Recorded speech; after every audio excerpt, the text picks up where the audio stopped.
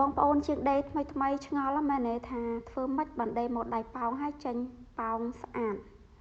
ចាអញ្ចឹងបងប្អូនចង់ដឹងសូមចូលមើលវីដេអូនេះទាំងអស់គ្នាអញ្ចឹងមុននឹងបានដៃអាវប៉ោងស្អាតបងប្អូនត្រូវមានដៃអាវប៉ោងនឹងបែកម៉ូតសិនយើងមានដៃស៊ីនមួយហើយយើងបំបែកម៉ូតដើម្បីជ្រៀកបាត់ផ្នត់សិនណាចាសម្រាប់ដៃអាវខ្ញុំនេះគឺខ្ញុំបាត់ផ្នត់មួយចំហៀង2លេខកន្លះហើយខ្ញុំបាត់4ផ្នត់ចាពេលបាត់ចឹងហើយបានបងប្អូនយកមកដេឲ្យចំចំណុចកណ្ដាលដេធ្វើម៉េចឲ្យចំចំណុចកណ្ដាល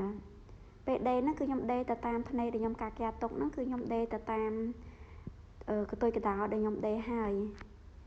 ចាសម្រាប់ម៉ូតដៃអាវហ្នឹងគឺរបៀបដេគឺតែប៉ុណ្្នឹងទេបងប្អូនហើយបើសិនជាបងប្អូនមានចម្ងល់ឬក៏មាន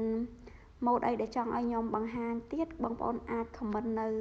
ផ្នែកខាងក្រោមវីដេអូបានខ្ញុំនឹងស្រង់ខមមិនបងប្អូនយកមកធ្វើជាវីដេអូ